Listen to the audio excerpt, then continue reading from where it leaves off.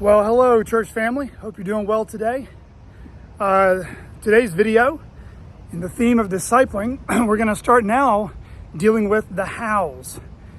How do I begin discipling? How do I begin being discipled?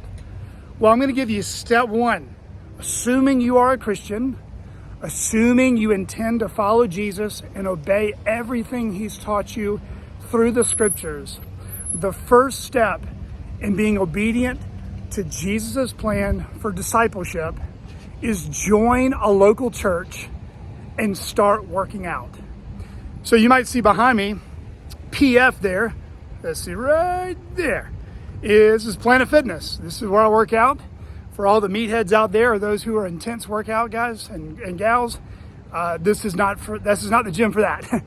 These are for those folks who are probably former athletes and those who don't want to be in a gross gym where there's a lot of grunting and yelling. But Planet Fitness is a gym for people who still want to work out and stay relatively fit. Now, why does anyone join a gym?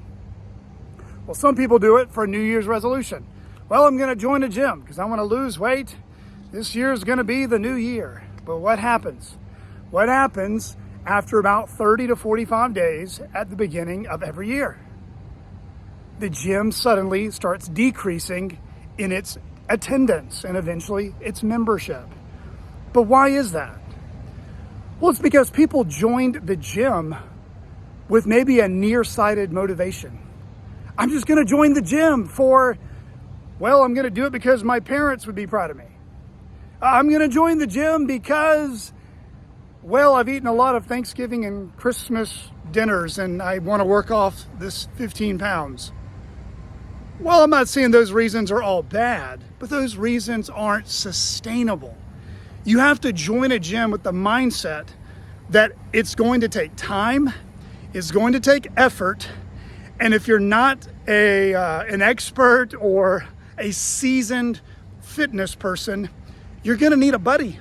You're going to need someone to help you work out, a spotter, a trainer, someone to push you, someone who's 2, 3, 4, 5 steps ahead of you, but it's where you want to be too. Well, friends, the same way goes for the local church. When we join a local church, we have to understand that our motives have to be according to Scripture and not according to lesser things. So we can't join a church merely and only because, my friend goes to church there. Or, I think it's just the right thing to do because it's, the right thing to do. Well, we can't join a church primarily for those reasons. We have to join a local church because this is Jesus's plan for discipleship. This is Jesus's plan of how to help us fulfill the Great Commission through the fellowship and under the accountability of the local church. That's all throughout the book of Acts and the New Testament epistles. What happened on the day of Pentecost? The Spirit came down, Peter preached, thousands are saved, and what had happened? They repented, they believed, and they were baptized, and then they were what? Added to the number, Acts 2:41. What did they begin doing when they were added to that number, to the membership of the church in Jerusalem? They began devoting themselves to the apostles' teaching, to the fellowship, and to the breaking of bread. Well, you read the rest of the text and you see the mission of the church unfold throughout the New Testament. We see that the Christian life is not to be lived alone. And watch this, the Christian life is not to be to view itself as the local church exists fundamentally for my happiness or fulfilling my spiritual gifts or fulfilling my preferences. Friends, the local church is when our selfishness and pride goes to die because our unity in the body, our unity around the Great Commission is not ultimately about me or you, about what is comfortable or what our preferences are, but it's on Jesus Christ as the head and his word, which guides, directs, and leads us, and how the head wants his church to function. And so, friends, if I think about the first step towards being discipled and discipling others is this: join a local church with the right motives in mind. I'm going to obey Jesus. I'm going to commit to the fellowship of that body, all the members of that body.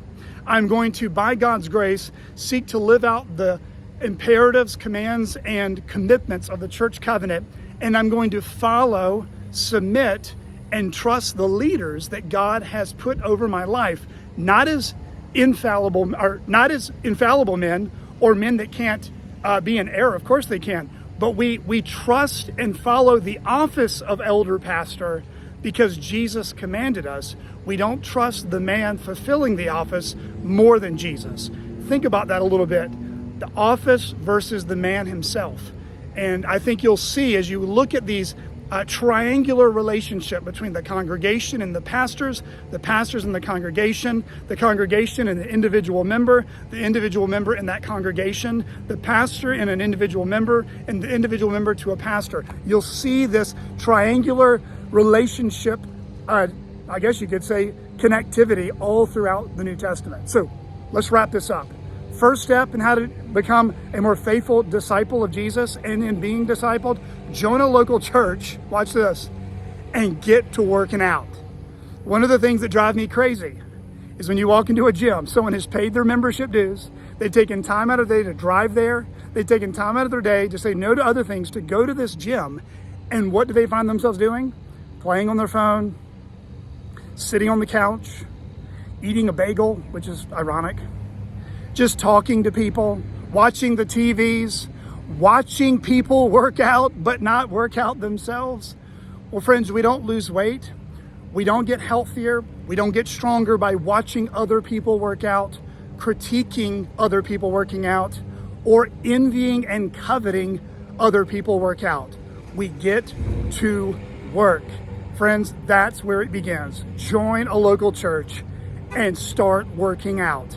Get to know the names of the members, pull out that membership directory, push yourself out of your comfort zone, persevere, take time, jump into the deep end, ask someone to help you, ask someone who's spiritually doing better than you to challenge you, exhort you, encourage you, and love you. And here's the thing, the more you and I take advantage of the spiritual gym, if you will, of the local church, the body is built up and our joy is made more full, not because the church is perfect, not because the pastors are perfect, and certainly not because you and I are perfect, but because Jesus is making us perfect into the image of Christ together. Friends, think about that today. Are you working out? Are you jumping in the deep end? Are you 100% committed to Jesus' plan for discipleship according to his design in the Word, under the leadership he has established, with the members who are committed to that body, with the mindset to fulfill the Great Commission together by the grace of God? I hope this is encouraging to you, and I hope it's a good first step in the right direction. God bless.